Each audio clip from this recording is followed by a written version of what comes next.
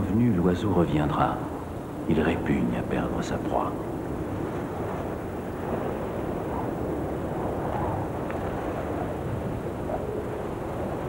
Tendez un filet à maille très fine sur sa prise.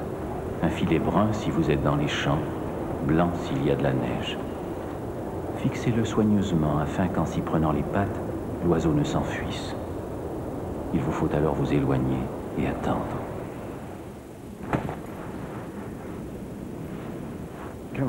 Brouillons-nous, Herman.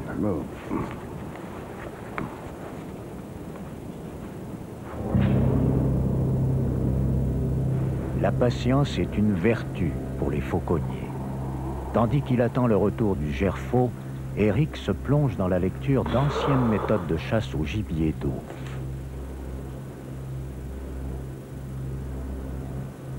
De arte venandi cum avibus, rédigé des siècles avant nous, n'a rien perdu de sa pertinence.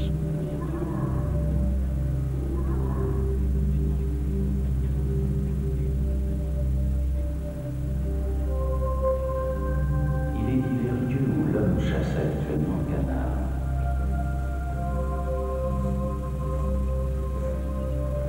Ainsi, certaines barres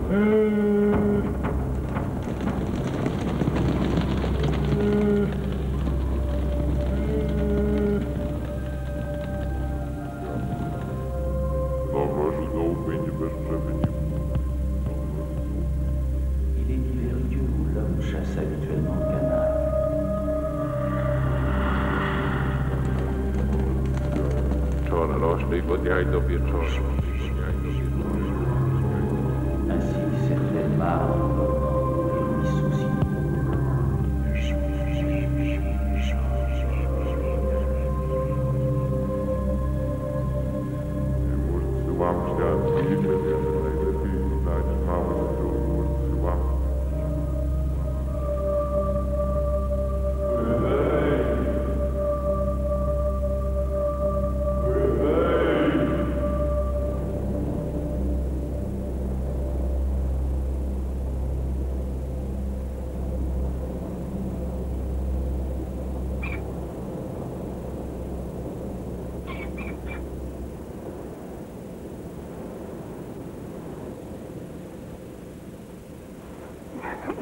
Brouillons-nous, Herman. On a notre oiseau.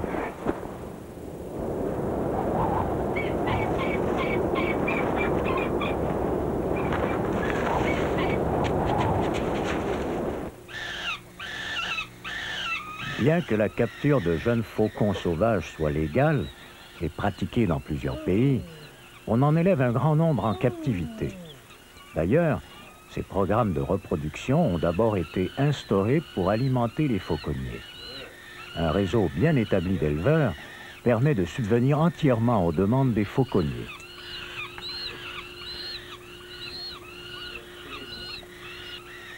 Ces fauconneaux n'ont jamais connu la vie sauvage. Ils proviennent de la ferme d'élevage de John Hitchmo. Une exploitation de cette dimension peut produire plus de faucons qu'il ne s'en trouve aux îles de la Reine Charlotte, un archipel canadien pourtant reconnu pour son importante concentration de faucons pèlerins sauvages. Ce type d'élevage permet de diminuer le prix de revient d'un bon faucon de chasse à 1 500 $, ce qui dissuade tout trafic illicite.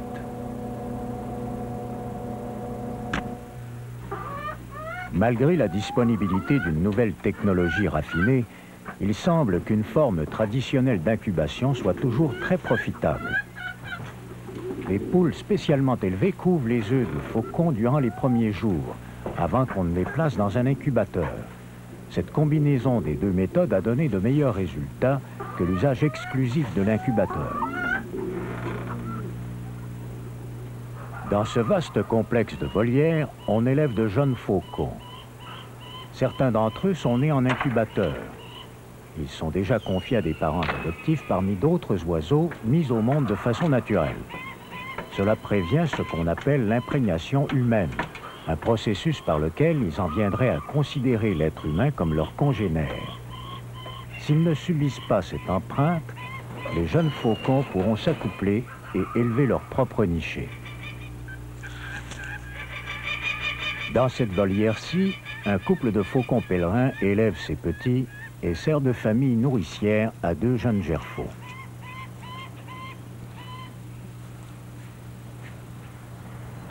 Il peut être utile cependant d'avoir des oiseaux soumis à l'imprégnation. Ces fauconneaux sont élevés à la main par un aviculteur dès l'éclosion des œufs et n'ont aucun contact avec des parents naturels. Ils considèrent l'aviculteur comme leur congénère. Ce faucon pèlerin femelle incline la tête vers John dans un rituel de séduction, ce qui l'incitera à pondre des œufs pour lui. Parce qu'elle n'a aucun contact avec un faucon mâle, il faut l'inséminer artificiellement pour féconder des œufs.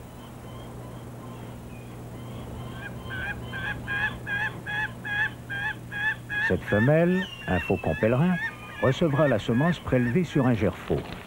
Le fauconneau à naître sera un hybride des 2 espèces. La domestication des faucons permet la création d'espèces différentes. Un procédé qui s'apparente à la reproduction sélective et traditionnelle des chiens.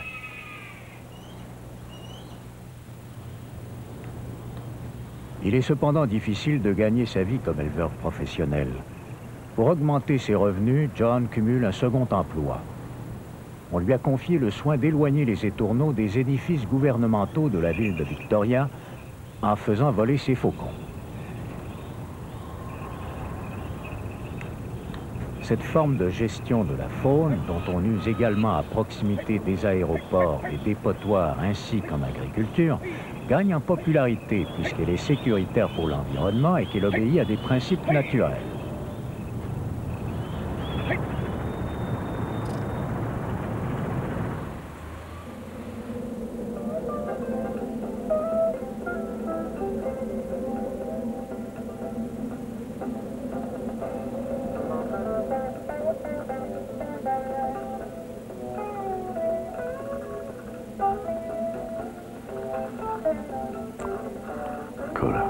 Le faucon qu'Eric a capturé est un gerfaut femelle.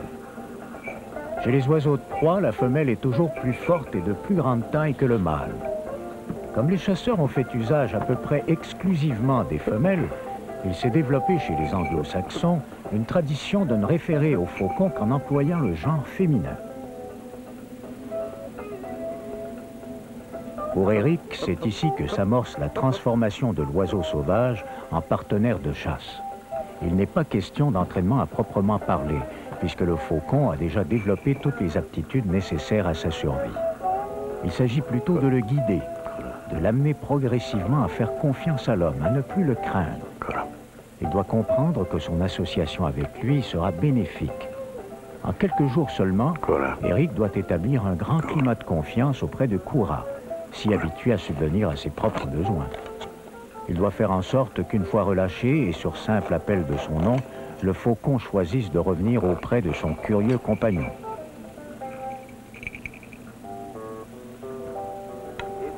Voici l'heure des rumeurs de l'Arctique. Un service de messages destiné aux personnes dépourvues d'émetteurs-récepteurs, diffusé quotidiennement à 21h20. Pour joindre les rumeurs de l'Arctique, composez le 833-0707. Nous avons des messages ce soir pour Jacek et Basia Strek de Tangle Lake Lodge et pour Eric de Nathalie, Lance et Susan Goodwin de Noisy Range. Ça, c'est pour nous, Herman. Et maintenant, voici les messages. À Jacek et Basia Strek, je suis arrivé à Oak Bay Anchorage. J'ai trouvé une batterie pour la motoneige. À bientôt, je serai de retour dans 5 jours. Salut. À Eric de Nathalie. J'espère que ce message te parviendra là-bas dans l'Arctique. On va bien, et on a la situation bien en main. On te souhaite bonne chance avec le faucon et le bouquin. Reste aussi longtemps que tu voudras. D'accord. On reste plus longtemps. La vie à Vancouver est toujours aussi ennuyeuse. Tu nous manques. Nathalie.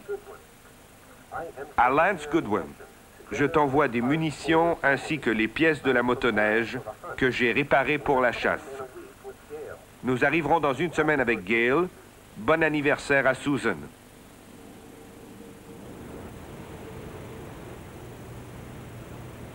Ceux qui habitent l'île de Bretagne et qu'on appelle les Angles n'utilisent guère le leurre de la manière que j'ai relatée. Ils n'en usent jamais à cheval, ni ne crient lorsqu'ils s'en servent. En lieu de cela, ils vont à pied et font tournoyer le leurre dans les airs. C'est par ces mots que Frédéric II amorce le chapitre intitulé « Comment on leurre les faucons en l'île de Bretagne ». Cette méthode est dite de l'attente. 750 ans plus tard, Roger Upton se réfère à la même technique. La chasse a lieu dans les landes majestueuses d'Écosse. Le faucon est un pèlerin, la proie un tétras rouge. Le tétras est repéré par des chiens pointeurs. Il s'agit d'une chasse classique dans la plus pure tradition britannique. Lorsque le chien se met en position d'arrêt, il indique la présence d'une proie.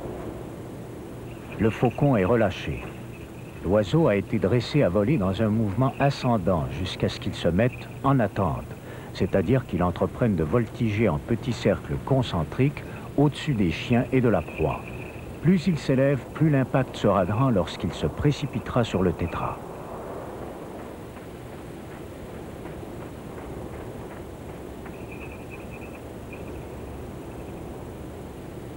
Le faucon est maintenant en position et il attend qu'on lève le gibier.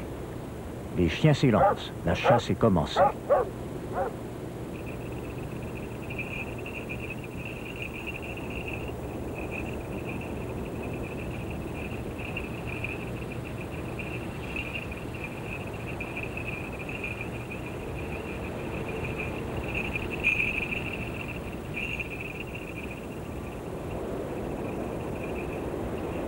Malgré une apparente facilité, il faut beaucoup d'adresse, tant de la part du faucon que du fauconnier, pour arriver à maîtriser parfaitement cette délicate manœuvre. Roger Upton a consacré une journée de plus à la fauconnerie classique.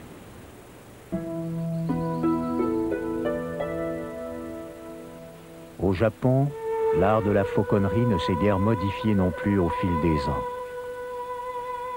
Traditionnellement réservé aux classes dirigeantes, il a presque disparu après l'effondrement du système féodal.